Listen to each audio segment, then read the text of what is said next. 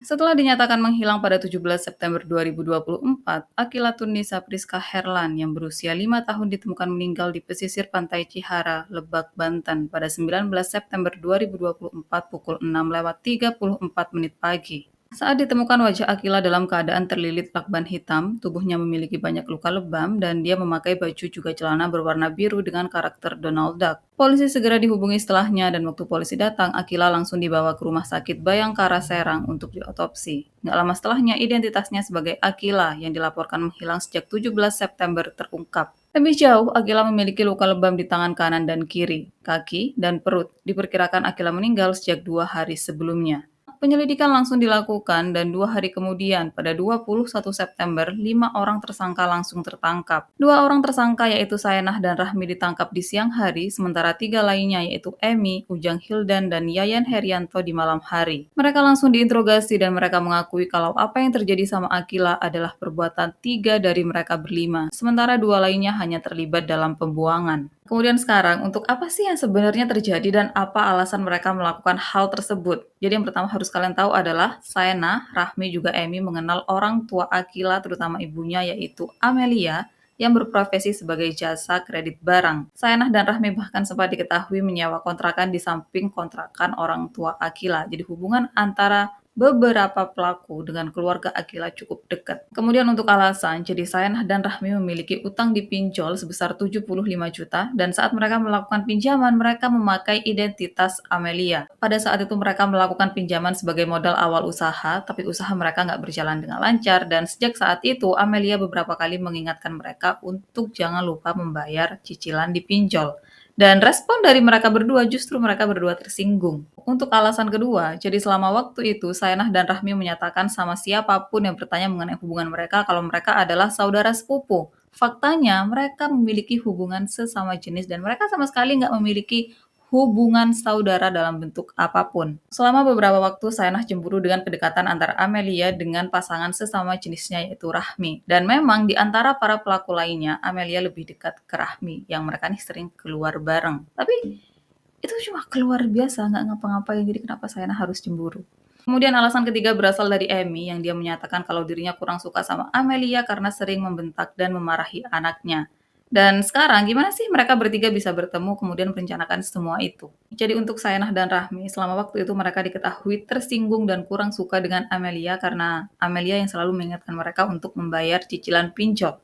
Nah, pada saat itu, terutama 1 bulan sebelum kejadian meninggalnya Akila, Amelia diketahui mendapatkan beberapa kali pesan teror lewat WhatsApp yang isinya adalah si peneror tersebut akan melakukan sesuatu yang buruk ke Amelia dan keluarganya. Yang nantinya setelah kasus Akila diselidiki, polisi mengetahui kalau orang yang mengirim pesan teror tersebut adalah Saenah dan Rahmi. Kemudian balik ke pertemuan mereka bertiga sampai akhirnya merencanakan sesuatu yang buruk ke Akila. Jadi suatu hari, Emi mendatangi Saenah dan Rahmi dan dia kemudian menceritakan ketidaksukaannya sama Amelia. Di situ Saenah dan Rahmi yang memang juga kurang suka sama Amelia dan mereka memiliki niatan buruk sama Amelia, kemudian mengajak Emi untuk melakukan hal buruk tersebut ke Amelia dan keluarganya. Dan Emi diiming-imingi uang sebesar 50 juta rupiah. Emi kemudian bersedia untuk membantu dan 1 bulan sebelum kejadian Akila, Saenah, Rahmi juga Emi mulai merencanakan sesuatu yang buruk ke Amelia.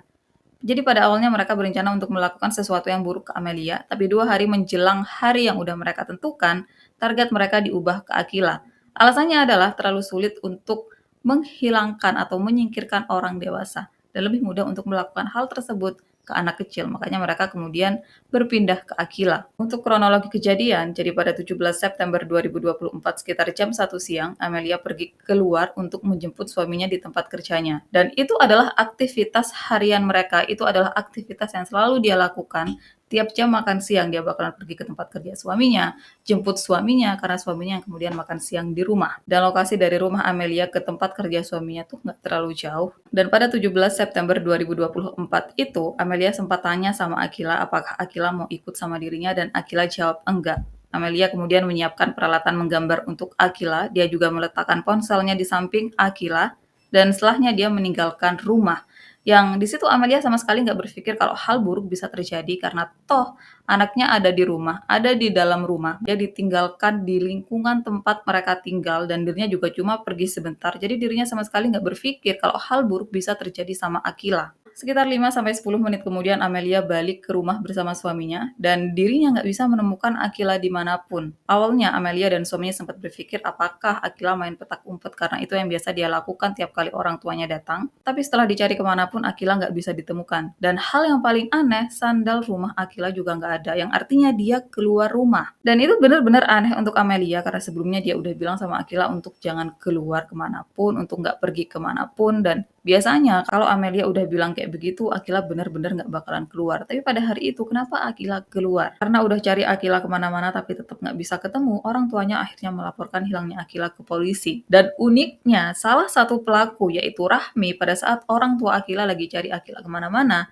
Rahmi ini tiba-tiba datang. Dia kayak on-nya tanya sama mereka tentang apa yang terjadi, emang Akila pergi kemana, dan dia bahkan berusaha untuk membantu mereka mencari Akila, padahal dia adalah pelakunya. Selama pemeriksaan awal diketahui kalau HP Amelia juga nggak ada, jadi kemungkinan besarnya HP tersebut dibawa bersama Akila. Dan saat dilakukan pelacakan, GPS HP Amelia menunjukkan kalau lokasinya tuh ada di Jombang, tapi saat dilakukan pemeriksaan lagi, GPS HP tersebut udah mati. Selama waktu ini polisi menduga kalau motifnya bukan uang atau untuk melakukan pencurian, karena uang dan ATM yang Amelia tinggalkan di rumahnya pada saat itu nggak tersentuh. Jadi murni kalau pelaku datang memang untuk membawa Akila, dan HP Amelia yang saat itu dipegang Akila mungkin tanpa sengaja terbawa. Kemudian kemungkinan tambahan adalah Akila mengenal si pelaku karena dia yang biasanya menuruti perkataan ibunya untuk nggak keluar justru keluar. Itu pun dia keluar dengan memakai sandalnya, jadi kemungkinan besar dia pergi dengan sukarela dan hal tersebut hanya bisa dilakukan kalau Akila mengenal si pelaku. Selama awal menghilangnya Akila, polisi menduga kalau pelakunya adalah salah satu orang yang melakukan kredit barang ke Amelia karena profesi Amelia sebagai jasa kredit barang dan kadang saat seseorang ditagih,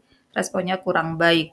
Dan itu adalah dugaan awal polisi mengenai hilangnya Akila sampai akhirnya Akila ditemukan meninggal pada 19 September. Kemudian gimana bisa para pelaku tertangkap? Jadi selama awal menghilangnya Akila, orang tuanya akhirnya menceritakan mengenai teror yang mereka dapat 1 bulan sebelum Akila menghilang. Polisi kemudian meminta nomor telepon dari si peneror dan dari sanalah polisi kemudian mendapatkan identitas pelaku. Untuk keterangan para pelaku mengenai kronologi dari kejadian hari itu, jadi Sayanah dan Emi bersembunyi di bekas kontrakan Sayanah dan Rahmi yang selama waktu itu mereka fungsikan sebagai gudang dan lokasi kontrakan itu bersebelahan dengan kontrakan keluarga Akila. Rahmi kemudian bertugas untuk mengawasi kepergian Amelia, yang para pelaku tahu kalau tiap jam tersebut Amelia selalu pergi sebentar untuk menjemput suaminya. Kemudian saat melihat Amelia udah pergi dari rumah, Rahmi memberikan kode pada Sayanah dan Emi. Setelahnya para pelaku masuk ke rumah Akila dan mereka berusaha membawa Akila dengan membekap mulutnya. Akila sempat melakukan perlawanan dan menggigit tangan Sayanah yang karena hal ini mulutnya ditutup pakai lakban. Rahmi kemudian menyatakan kalau dirinya nggak ikut-ikut saat Sayanah dan Emi mulai melakukan hal-hal yang nggak seharusnya ke Akila. Waktu ditanya alasan, Rahmi menyatakan kalau dirinya nggak bisa melakukan hal itu karena gimana pun juga Akila adalah anak dari temannya. Kemudian untuk Sayanah dan Emi, jadi mereka membekap wajah Akila dengan boneka bantal yang sebelumnya dibawa oleh salah satu dari mereka, kemudian secara bergiliran mereka menduduki wajah Akila. Dan ini entah sekuat apa mereka menduduki wajah Akila, tapi karena hal tersebut gigi depan Akila patah, bahkan beberapa sumber lain menyatakan rontok. Kemudian belum cukup dengan menduduki wajah Akila, Sayanah mengambil shockbreaker yang memang ada di sana. Karena dulu dirinya sempat berencana untuk membuka usaha es, nah waktu Akila terus melawan dan dia melihat shockbreaker di sana, dirinya langsung ambil shockbreaker tersebut dan pukul ke bagian belakang tubuh Akila. Waktu Akila udah lemas dan gak sadarkan diri, pelaku melilitkan lakban ke wajahnya. Dan dengan semua hal yang tubuh kecilnya terima, Akila akhirnya meninggal. Setelahnya mereka memasukkan Akila ke kontainer plastik, tapi nggak lama setelahnya mereka keluarkan dan masukkan ke ransel. Setelahnya para pelaku pergi ke Kerawat Watu Leban untuk menemui Ujang Hildan dan Yayan Herianto di kontrakan mereka. Yang di situ mereka diminta untuk menyingkirkan tubuh Akila. Awalnya sempat ada pembicaraan mengenai menghilangkan Akila dengan dibakar atau dikubur, tapi akhirnya mereka memilih untuk membuang Akila. Ujang dan Yayan akhirnya keliling untuk cari tempat membuang Akila, dan setelah mereka sampai di jembatan dekat pantai Cihara, mereka mengeluarkan Akila dan langsung buang tubuhnya begitu aja. Selesai melakukan itu, mereka kembali ke kontrakan dan bersama pelaku lainnya mereka membakar hal-hal terkait kasus ini. Dan untuk melakukan hal tersebut, masing-masing dari Ujang juga Yayan dibayar sebesar Rp100.000. Kemudian dalam kasus ini, para pelaku dijerat dengan pasal berlapis, yaitu pasal perlindungan anak dan pasal pembunuhan berencana, dengan ancaman hukuman maksimal, yaitu hukuman mati. Dan ini terjadi di September kemarin loh, kayak September kemarin tuh kayak banyak banget kasus-kasus besar yang kemudian terungkap dari minggu pertama loh, sampai kejadian ini tanggal 19 September dan ada beberapa kasus-kasus lainnya yang juga September itu kenapa sih gitu. Banyak banget masalahnya. Dan ini pendek aja untuk video hari ini. Kemudian semoga dari kasus ini kita bisa belajar untuk nggak semudah itu meninggalkan anak sendirian di rumah, seenggaknya kunci rumah ya kan. Keluarga Akila semoga mereka mendapatkan keadilan yang sangat adil, semoga para pelaku yang benar-benar mendapatkan hukuman mati. Udah itu aja. Makasih udah nonton videoku sampai akhir. Kita ketemu di video-video lainnya.